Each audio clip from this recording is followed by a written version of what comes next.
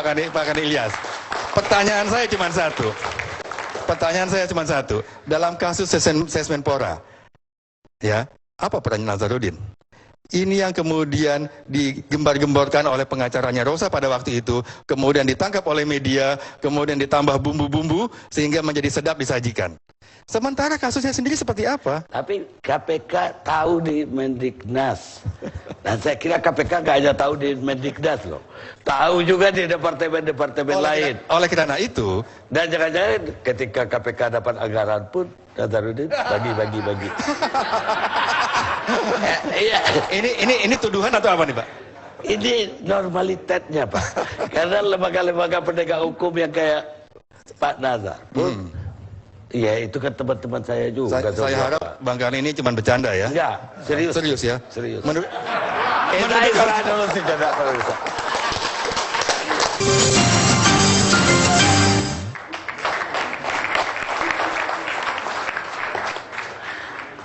Kita masih dalam acara Jakarta Lawyers Club.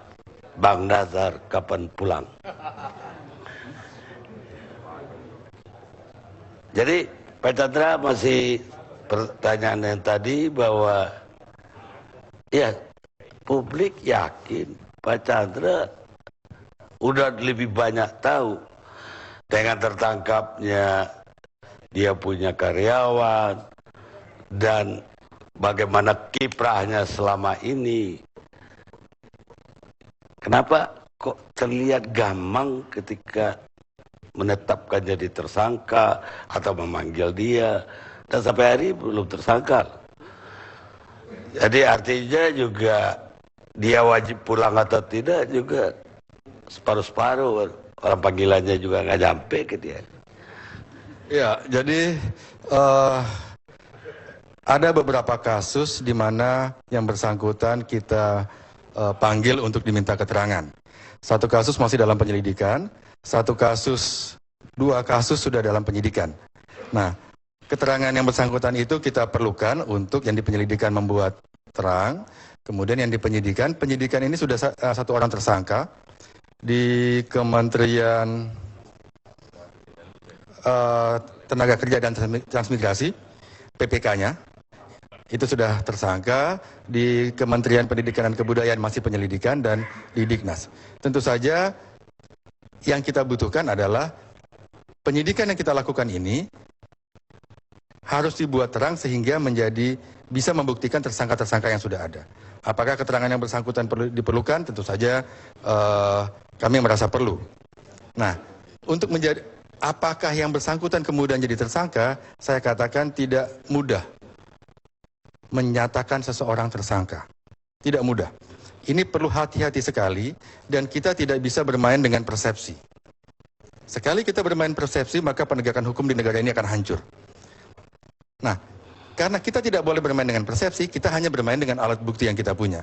Oleh karena itu statusnya sampai saat ini, untuk kasus Sesmenpora masih jadi saksi, sementara untuk apa Pak Chandra lihat ada satu nama ya di Republik ini punya PT begitu berpuluh-puluh, dan urusannya proyeknya semua. Betul. Dan dia yang punya. Betul. Kecurigaan, Bang Karni, itu boleh dimiliki oleh setiap orang. Apakah pasal 5556 KUHP tidak bisa dipakai ketika anak buahnya melakukan yang begitu? Pasal 55 hanya bisa diterapkan apabila bantuan atau penyertaan yang dilakukan disadari oleh dia bahwa itu dengan tujuan melawan hukum. Tidak mungkin bantuan yang diberikan itu bukan dengan kesadaran untuk melawan hukum. Nah, bahwa dia membantu untuk melakukan perbuatan melawan hukum, inilah yang perlu dibuktikan. Bukan sekedar membantu menyertakan, kalau itu bisa saja sopir taksi yang akan merampok kemudian kita hukum. Tidak mungkin seperti itu. Karena itu kesadaran bahwa dia akan melakukan perbuatan jahat, membantu orang lain, itu yang mesti dibuktikan. Dan itu bukan perkara mudah, saya pikir. Baik, saya mau pindah dulu ke sahabatnya Bang Nazar, Bang Sultan. Mungkin Bang Sultan ketika ketemu dengan Bang Nazar di Singapura, suasananya bagaimana? Sebelum saya jawab ini, saya nggak mau manggil Pak Karni, jadi pakar kan, pakarnya membuat suasana meriah. Saya panggil Bung Karni. Saya mau klarifikasi dulu tentang tadi pernyataan Bung Karni masalah Partai Demokrat. Saya ingin agar nanti suasana di sini, saya tahu dengan adanya berita-berita begini, insya Allah saya tahu ratingnya TV One naik. Iya, ya. Tapi saya ingin juga Partai Demokrat juga ratingnya naik.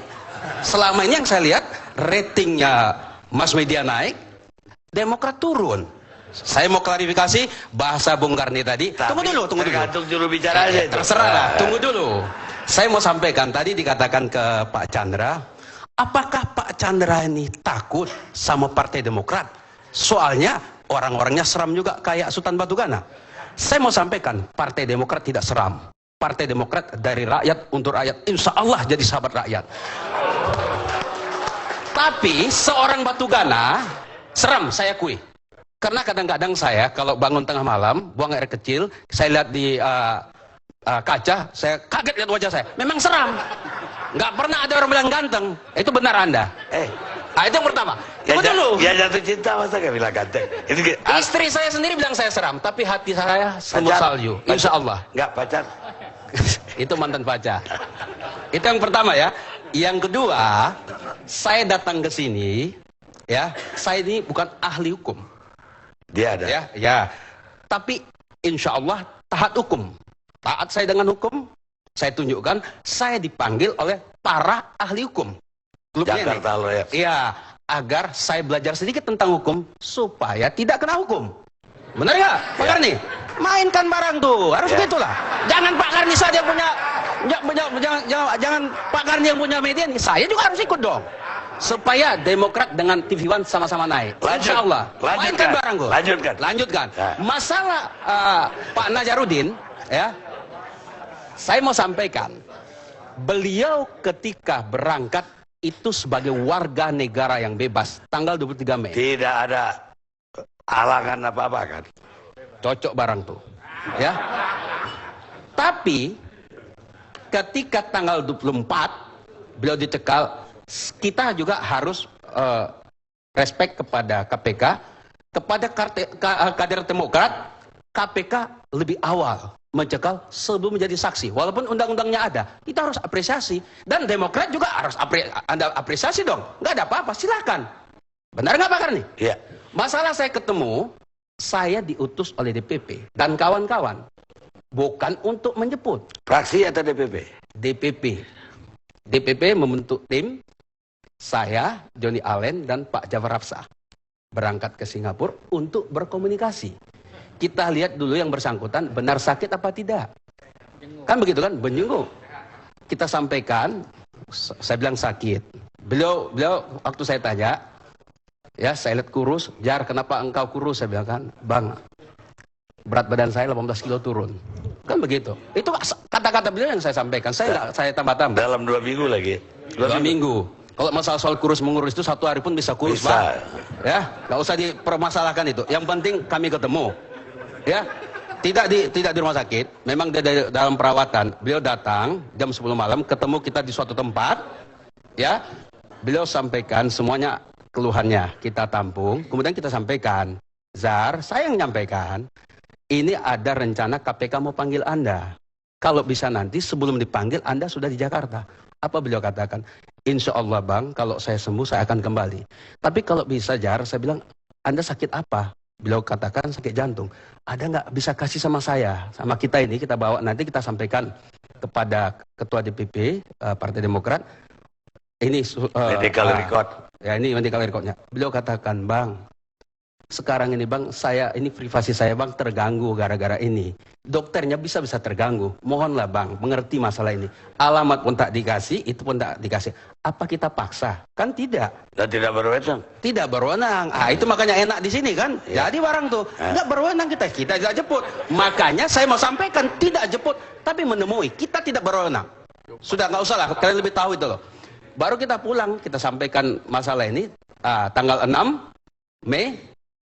Tanggal 20 bukan 6 20 hari apa 6 Juni kita bikin konferensi pers, kita sampaikan ini semua. Tapi ketika kita sampaikan bermacam-macam persepsi yang ada seperti yang sampaikan Pak Chandra. Nggak, ya, itu yang tekanan. Saya ingin tahu, Ya, apa waktu ketemu itu ada nggak itikat dia mau pulang? Tapi kan dikatakan tadi, insya Allah bang, kalau saya sehat akan saya datang. Apakah Pak Karni nggak tahu bahasa Indonesia? Kita mainkan bahasa Belanda atau bahasa hukum? Saya mainkan nanti.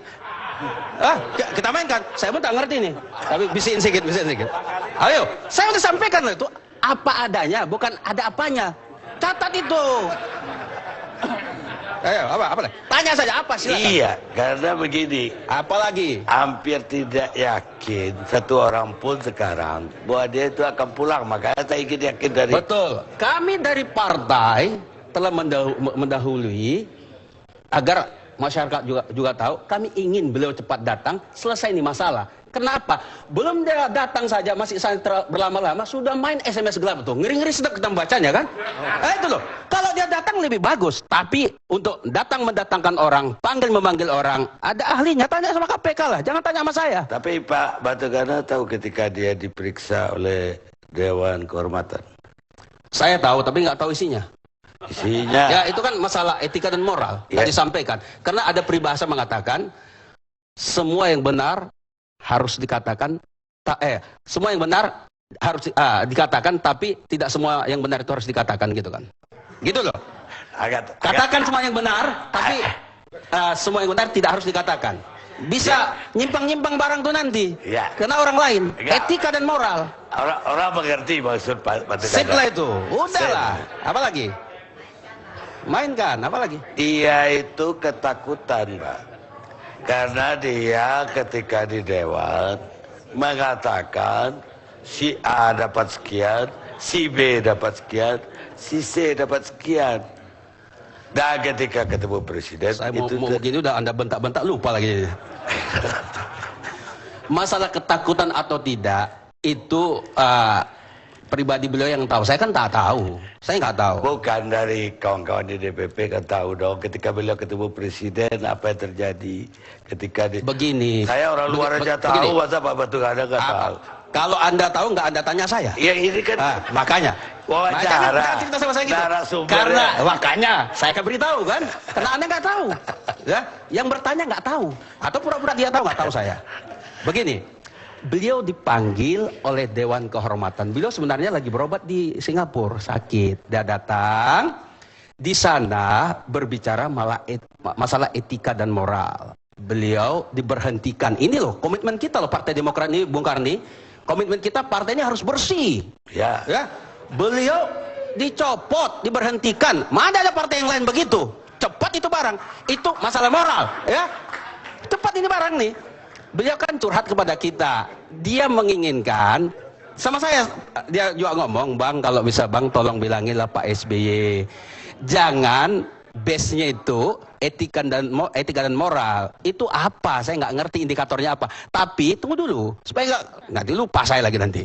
Tapi beliau inginkan masalah hukumnya itu silakan, saya siap untuk itu. Kan itu beliau katakan, kalaupun ada fakta hukum, beliau kena hukum katakan demikian, dia siap. Itu otomatis copot itu semua itu. Dari bendaharanya, dari DPR otomatis. Ya, saya ingin tahu dari Pak Batugana. Apalagi? Gara-gara Presiden pun udah marah besar. Malam itu baru dia lari, Pak. Saya kira Pak Presiden nggak marah besar malam itu. Ada sini Pak Amir Samsudin. Kalau ada Pak Amir Samsudin ikut di sana. Ada. Beliau kan salah satu anggota dewan. Ya Pak Anas juga anggota dewan. Beliau mungkin ada kecewa atau apa namanya, tapi nggak marah-marah amat lah. Beliau Pak Presiden itu orangnya senyum-senyum saya, tapi lewat barang tuh gitu aja lah sudah. Udah apa lagi? Baik. Ini faktanya begitu loh ya. Ini fakta hukum. Udah udah jelas. Udah jelas barang tuh kan? Bukti materialnya udah pasti. Amin. Naik rating Anda, rating kita pun ikut. Kan lah. Ikut naik kan? Udahlah, mainkan. Juru bicara kayak Pak Batugana pasti naik tuh. Pak Iqmanto, saya ingin tahu nih, sebelum ke Pak Romli. Ya kita mau jurusan hukum internasional sih.